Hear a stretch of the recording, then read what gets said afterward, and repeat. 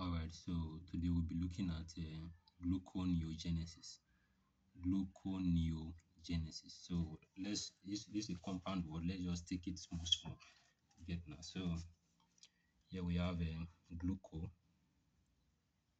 We have gluco. We have neo, and we have genesis. You get now. So gluconeogenesis. This is what gluco means. Waiting. What does it mean? What does it mean? It means waiting. Glucose, right? Neo means waiting. Something like new. Abi? Why genesis means waiting? To generate. Is that not so? To generate or generating or producing. So or let me or producing or maybe or production, like from the start. You get now. So gluconeogenesis simply means the production of new glucose. Or if you want to put it in a more better way, production of glucose from non-carbohydrate sources. But if you want to take it from the word itself, it just means to generate or produce glucose, produce new glucose, like it's not from already stored glucose. No, you want to produce glucose from non-carbohydrate sources. Now, why do I say it's not already stored glucose that we're talking about here? Because this one is new glucose. New glucose we want to produce, production of new glucose. So if you are breaking down glycogen, glycogen is a polymer of glucose, right? It's a polymer of glucose, homopolymer of glucose. Only glucose are polymerized in glycogen. If you break down glycogen, if you break down glycogen, what you will get is definitely glucose. But is this one same thing as gluconeogenesis? No, it is not. I get my point because what you do here is that you broke down already stored glucose. This is not new glucose. In gluconeogenesis, it simply means to generate, to produce new glucose from non-carbohydrate sources. Very, very important. Non-carb sources. Non-carbohydrate source. Non-carbohydrate sources. You get now. So gluconeogenesis, by definition, simply means to generate, to produce new glucose from non-carbohydrate sources.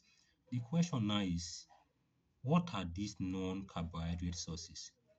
What are these non-carbohydrate sources we're talking about?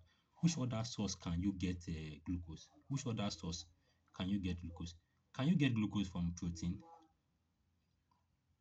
Can you get glucose from protein? It's a question. Can you get glucose from fat? Can you get glucose from, like, which other source can you get glucose? Those are the non-carbohydrate sources. All right, so let's just list them.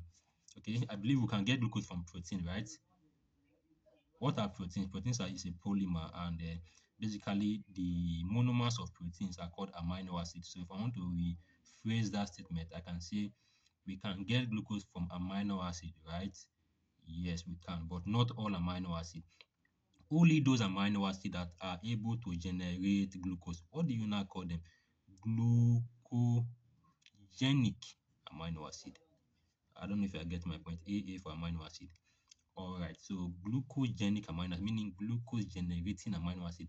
Those amino acid upon which, after you've removed the amino part, after you've done deamination, they are capable of undergoing waiting. They are carbon skeletons capable of forming glucose. They are called gluconeogenic amino acid or glucogenic amino acid. A good example is waiting.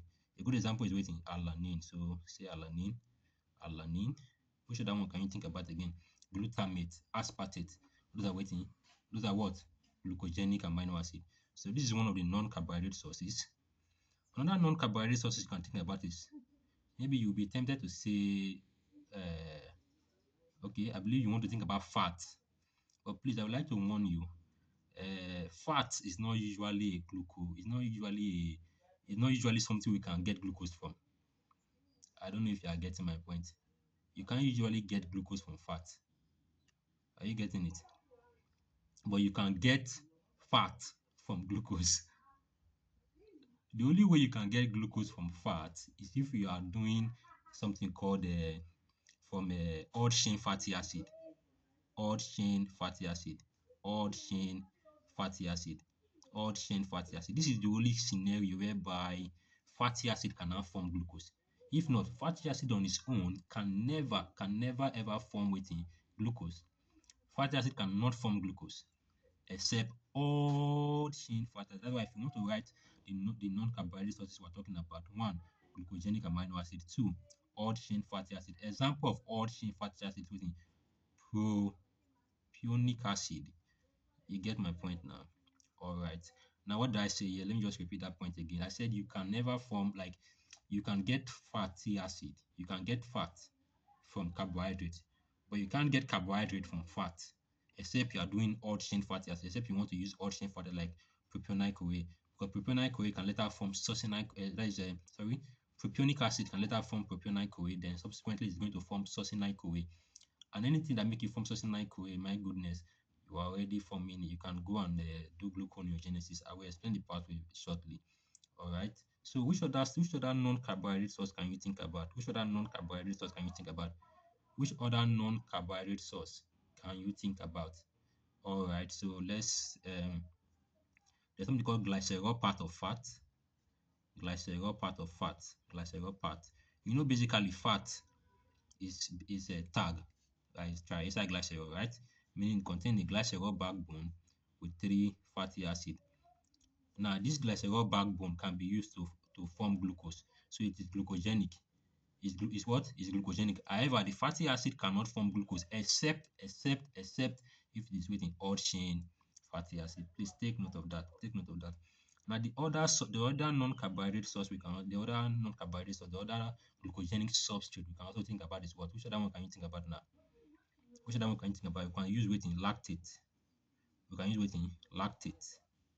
We can use lactate. And lastly, in some books you will see pyruvate, but let's just go with this, pyruvate. You can use pyruvate, but I believe lactate and pyruvate are already close.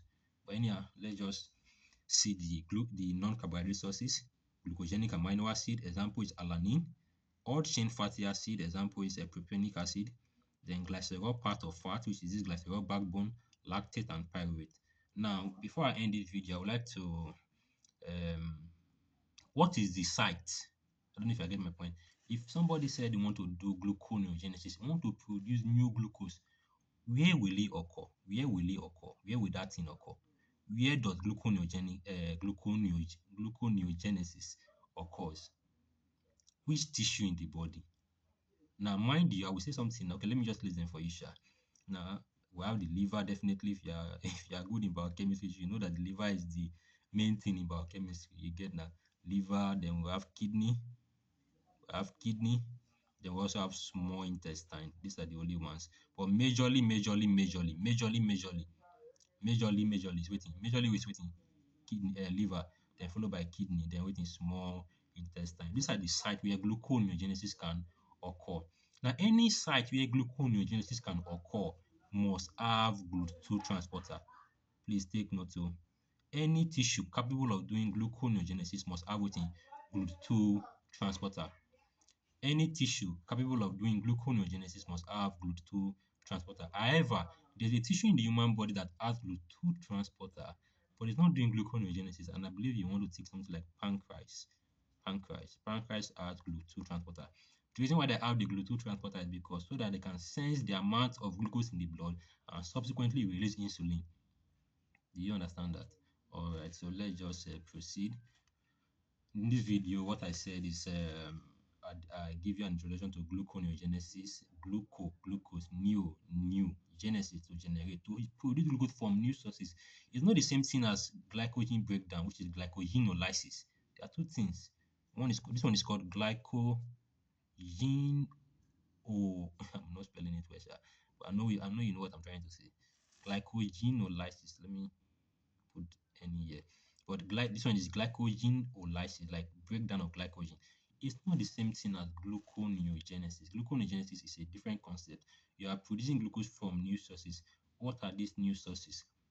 We've listed them: glucogenic amino acid, glucose generating amino acid. After you've removed the amino part, don't worry, you see the main gist. I will go into depth about all these things. Once you remove the amino parts, if they are capable of forming glucose, you call them glucogenic amino acid. A good example is within alanine, odd chain fatty acid, e.g., propionic acid, glycerol part of fat, lactate, and waiting and pyruvate. So in case you get a question, where they're asking which of the following is a gluconeogenic substrate.